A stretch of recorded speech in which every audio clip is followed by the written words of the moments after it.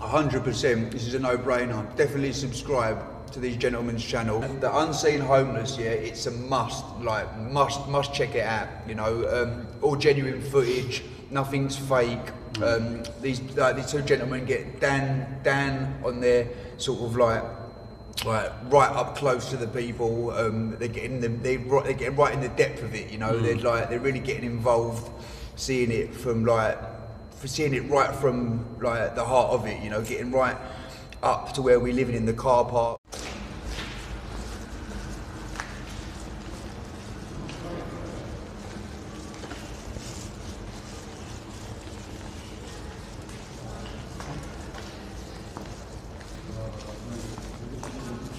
Billy, you got a minute? Yeah, for you. Alright, so Billy, I know we spoke to you a few months ago, but we couldn't interview you properly that time. Yes, mate. I want to ask you, in total, how long have you been homeless for? Well, I've been like on and off now for like a good few years, really. I'd say like a good sort of 3-4 years, but that's on and off. So in periods I've sort of had accommodation, but really it has been a few years now. You know. How did you end up homeless? I put it down to like the loss of me child. Really, that's when things went out of control. So you said it was your daughter, isn't it? Yeah, and I got introduced to like Class A drugs on the street, crack and heroin, and if I'm honest, like it really got hold of me, you know, and it just sort of like got me by the bollocks, like excuse me language, but it just got me by the neck, and I just found myself chasing it all the time. But on a positive note, I was recently found outside this like alleyway where I've been sleeping in Ilford, and this lady's actually sorted me out some temporary accommodation, so I'm really happy with that. I've just got to address my drug problem now, but basically being homeless was like, it's almost like a habit itself, you know, like almost like not an addiction, but it's a way of life, you know, like the begging, the whole sort of thing really. So before we go on to that, I want to ask you, how did you actually get introduced to the Class A drugs? It was through someone in Stratford actually. Someone in Stratford offered me some. I was at a very low point at the time. Did you know that person? Only just through like saying hello and that, just like sort of on the street. I used to just smoke pot when I was homeless at first, and eat loads of food and that, and just smoke pot. But this occasion, I was offered it, and I was just sort of, I don't know what made me try it, but I just tried it. And how was your life like before you became homeless? Before I became homeless, I was a bricklayer, £450 a week bricklayer for a company called Landmark. Like I used to get a tax rebate every year, you know, for a couple of grand. I used to go cinema regularly with my girlfriend, like wear nice clothes, very hygienic, very like proud. Where were you living? Haircut. I was in Essex, Romford, Essex. And so you had your regular life before, and then to end up on the streets, like. Yeah, we basically she fell pregnant, and I thought it was a blessing, really. I thought it was going to be a change of life. I thought it was going to sort of change me and help me settle down. Yeah. And it never worked out like that, where we lost our child, God bless. And if you don't mind me asking, how did you lose her? Well, you know what, I refer to her saying I've lost her, yeah, but like she was taken from us from social services. Her name is Lily Rose, yeah. My partner's called Chanel. She comes out of prison tomorrow. She feels it uncomfortable talking about it, but she was taken from us from social services. It was actually, like, not to go in detail, but it was due to domestic violence, believe it or not, on the other side, which people tend to think it's the male straight away. I've seen that before as well, but it was actually on my partner, but like nothing. Are you still with her? Yeah, I am. It's nothing like drastic where I hate her. Where is she now? She's been adopted. She was adopted. They're like, we get letterbox contact twice a year. When was the last time you saw her? I've not seen her since she was born. Like, I saw a picture of her. My mum showed me a picture. I get letterbox contact twice a year. She's going to be 6 this year on June the 5th. And Billy, so you became homeless. Where have you been sleeping? Stratford a long time. Okay. I spent a lot of time up Stratford, Stratford Mall and that.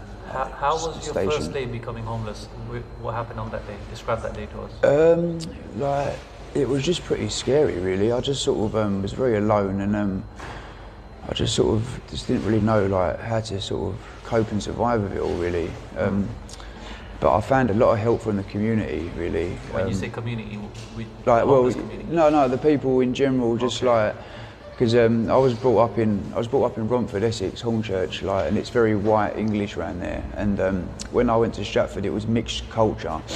And recently, I've been in Ilford for the last 3 months since December, and I never really had many Asian friends or like black friends. And since I've been in Ilford, I've just found out how generous some of the Asian community have been. The Indian community have been very, very caring. Like, they're just sort of, they've been very supportive, you know. And what would you say is the nicest thing someone has done for you being homeless? Every day something nice happens. Like, even now, like, you gentlemen have just given me some clothes, which is kind of you. Like, right now you've given me your time, and you're not here to financially gain, you're here to sort of help. So this is very moving what you're doing at the moment, really, because in life, I don't know if you'd agree, but most people do things to financially benefit themselves, you know. It's rare to see people do things to, like, generally help others, you know, without any catch like this. And so this at the moment, this is nice, where I know you're just here to help me, and you're not like, well, I like to think you're not benefiting from this, you're just doing it to help. So, but the nicest thing someone's done, I'd say, someone paid for a hotel for a few nights. Okay. I just get, it's just a bit annoying where some people, they take advantage of like the homeless life, where there's people out there who are begging, who have somewhere to live. Yeah. There's people out there who are begging just to fund their addiction, and it just gets me down, because when you've got these kind of people who are helping, it upsets me to think that like they're getting advantage taken of them. Yeah. For example, I've got a few regular women, a few regular blokes who come and see me and give me aid, as in a few pound notes, some food and a meal. Yeah. And like, I'm very grateful, I express my gratitude, and then, but where they've got so kind-hearted, they want to help others, and I just worry for them, thinking like, I hope you don't bump into the wrong homeless people, because some people are just out to take, and I just want people to be a bit careful. Food is always a safe option, you know. Like, okay. Don't get me wrong. Yeah, so don't get. It is. It's like, don't get me wrong. Yeah, don't get me wrong. Money is very, very welcomed. Yeah, like if I could have anything, like I'd like money. But at the end of the day, food is a very safe option. And if you're going to give something to a homeless person, offer them food and water. If they don't take it with gratitude, then you just know something is up, because if you are homeless, you should be very grateful for a meal and water. Yeah. If you're going to turn your nose up at that, then there can't be something right there, you know. It's like, even if you're not hungry, you can still receive it and say, thank you for later, yeah. So when people don't accept it. And Billy, what's the meanest thing someone has done to you? Meanest thing, I've been spat at before, many times spat at. I've been told like to get a job a lot in an aggressive, rude way, like called a ponce. Sort of undermined it a lot. Since this COVID has arrived, it's been more hard, where even before people would treat me a bit like get away, you're diseased, but at the moment people, it's like just now you let me look at your phone on some article you were showing me, and it's like my first thoughts was like, do you mind if I actually handle your phone, because of. But it's nice that you've treated me just like I'm a normal human being, because some people they treat you like you're infected, like you have a disease and things. Yeah, I mean, to us, Billy, you're an equal to us, and you know that's why we want to help people like you. Thank you. It's very embarrassed at the moment talking to you, where like this drug addiction I have, it's very embarrassing. Where I mean, with us with the Unseen, the channel that we have, we know not too long ago you went homeless as well, and you were like us. So anyone can end up in that situation, and we want people to know this. But Billy, I also want to ask you, what do you find the most challenging being homeless? What's the toughest part? The most challenging is sleeping, I'd say, because a lot of my sleep was outside shop doorways and things, and you've got the buses going past, the traffic, also like there's drunk people going past, so there's a lot of noise, so it's very, very hard to sleep. That's very challenging. Right now I'm in a car park which is quite secluded, so this is okay. And this car park, honestly, it's actually a mess, isn't it? There's a lot terrible, of there. See, there's a lot of rats there as well. See, that's the thing, there is a lot of that, and you can just get labelled with things like that, where sort of some homeless people can like disrespect like the community and things, and some people think that like we're all like the same, but some of us are different and things. I just wouldn't wish it upon my worst enemy. It's a very lonely thing, you know. There's been times where I felt so alone, like suicidal, but people like yourself give me hope, you know. So what keeps you strong then? What is it that keeps you going? Well, at the moment I'm just trying to like focus on just rebuilding my life again.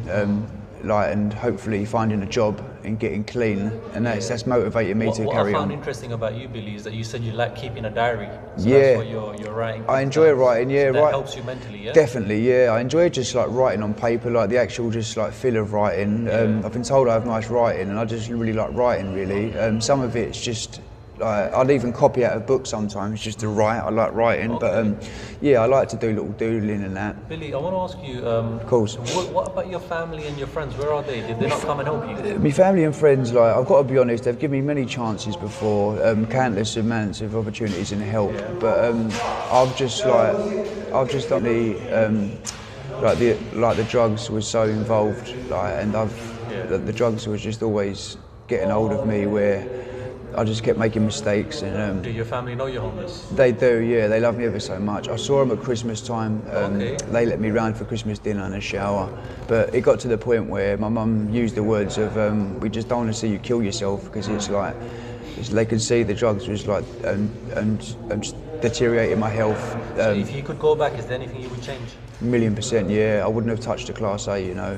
When I was younger, I used That to... ruined your life? Yeah, I used to smoke a bit of pot and even sniff a bit of Charlie and that when I was working as a builder. But I still had a life, you know. I was still socialising, going to pubs and that, having some sort of life. But this stuff, it just took everything from me, like, you know, even my hygiene. It's like even sort of embarrassing at the moment. I'm just sort of...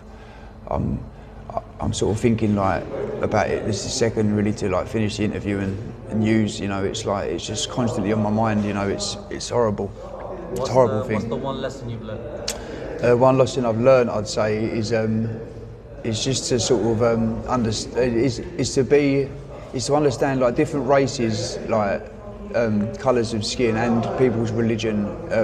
There's very good people out there. Like I was very naive. I just didn't really think that like Asian or black people cared about like my sort of culture and things, but like I've had so much help and genuine love from like elderly Indian, Asian women and men, and it's just touching to see how similar they are to sort of me and my English sort of brothers and families. Like it's just they're just the same, you know. It's like I used to think they're so different, but they're not. They're human beings like me, and I just got a lot of respect for the Asian community in Ilford, really. Okay.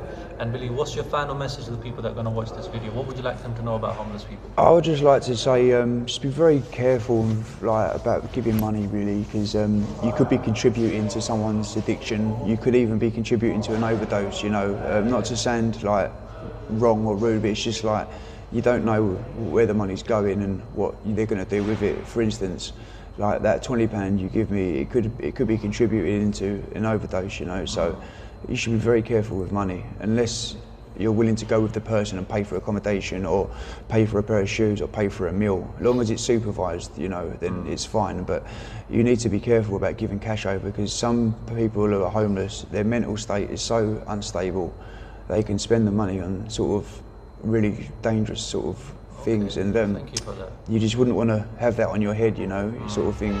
So just give food, really, you know. It's a safe, good option. No, thank you for that, and I'm glad we spoke to you, because this is, you know, knowledge coming from someone who's been there. So God bless you. One last thing, Billy, before we go, if you could have one meal, what's the one meal you love the Oh, most? straight away, lamb dansak, like Indian lamb dansak. That would be my first meal, with pillar rice, definitely. rice, yeah. Lamb is my favourite. When was the last time you had that? Oh, a very, very, very long time ago. I treat myself to cornettos regularly, strawberry cornettos. They're very nice. So look, what we're gonna do is we're gonna go and get that lamb dansak for you. How does that sound? That sounds unbelievable. Like my mouth's watering. There's like that would be so cool, man. What drink would you like with that? Coca-Cola to wash it down with would be great, man. So give us a few minutes, we'll go and get that for you. That would be great, man. Go. Billy, the lamb dansak, you're gonna enjoy it, yeah? You got a proper lamb dansak, didn't you? Yeah, proper. Let's take it out. Let's take it out. That's You make me feel a bit bad though, you do. Nah, don't worry, man. Like now, We'll it's be like seeing you I've again as well. lost for words. It's like how do I repay it? Oh my God, lamb dansak, right? My mouth is watering, right? You know what I need from you though? I do need a favour from you. What's up? Which is a must, like, and I literally could not take no for an answer. Like this favour, I hate, has to be done. Right, hasn't got to be done now if you don't want. No. But I do want to do a little recording of you two, like I want it to be done. It's like I need you to be acknowledged. I want people to see. Oh, that's so nice of I you, want man. people to see like what you're doing, and like I want people to see like the people behind all this. Like all this good thing that's going on is down to two gentlemen. And like people need to know who these people are, you know. I appreciate that. And you're so amazing. You've not done that already. Yeah, it's so like. Bro, to be honest, we like remaining anonymous because we're not there for like, you know. See, that's the thing, though. That's the thing. That's what like. That's what makes it so genuine and so really like touching. It's like you're not even like sort of like plastering your face up there. Like, look, this is what we're doing. Like, that's what makes it so really cool, man. It just shows you how. Like, we just want to get things done, you know. Get change. My mouth is just watering of saliva. Like the smells of it's unreal. Like it's gorgeous. We're gonna record you taking your first bite. Yeah, let us Oh know. my goodness me! Lamb is succulent. It's just a gorgeous meal. Like every morsel will be eaten. Like. Make sure you share some with your friend as well, yeah? Well, I won't eat it all, but I'll be bagging some of this up. Like, this is amazing. Like, you just do great. You know what? It's like people give you food and whatnot. But you know the funny thing is, bro, we met you 2 months ago, and look, here we are again. You just said to me, you was like, what would, if you could have any food, like, what would you like to eat? Yeah. And you chose the right one. You just like you give me like what I actually wanted, you know. And you could have easily got the little chicken and chips, greasy £2 chicken. I'm glad you didn't say lobster.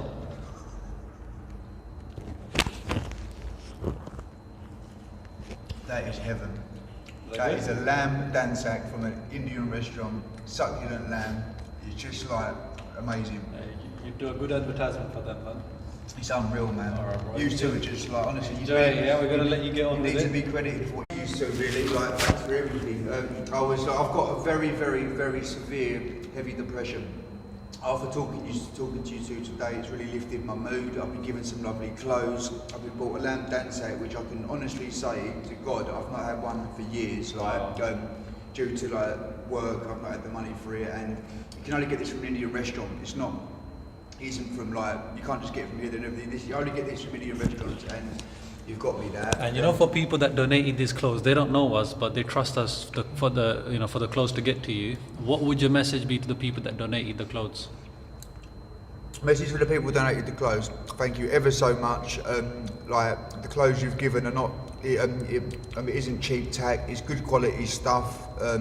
Like some people give stuff with holes in or paint on, but these clothes, some of them are immaculate. Very good quality, and I just think you're very, very generous to do that. All right, thank you I so just much. really hope something's going back. You know, it's like all this good work you're doing. Not just me, like as an individual, you've touched a lot of homeless people like on the street. You really have made a huge difference. I've been homeless for ages and dealt with so many different people, and a lot of people giving out a sandwich, just giving out a bit of change, even giving out a £10 note. It's like, these gestures are all good, yeah, but the work you've done, the gestures you've done, it's really making a difference. It's like, it's making an impact on my life, you know. Can you do me a favor then now, yeah? Of course. Look at the camera here and tell them to subscribe to our YouTube channel, please. 100%, this is a no-brainer. Definitely subscribe to these gentlemen's channel. Unseen Homeless, yeah, it's a must, like must check it out, you know. All genuine footage, nothing's fake. These two gentlemen get Dan on their sort of like right up close to the people. They're getting right in the depth of it, you know. They're really getting involved, seeing it right from like the heart of it, you know, getting right up to where we're living in the car parks, speaking to like the homeless people, the people don't always speak to, you know. They're speaking to all individuals, not just the couple, even the most dirtiest, even the ones with bad mental health, even the ones that don't even communicate and engage. It's like, I've seen some of your footage myself, and it's like you've spoke to every homeless person. You've not really left anyone out. Thank you so much. And like when you do your interviews, it's like in depth. It's like it ain't brief. It's everything's done with a passion. Like, you know, it's so worth checking out. Please, the unseen homeless footage, definitely check it out. Thank you so much. Hey, thanks a lot, Billy. Cool, man.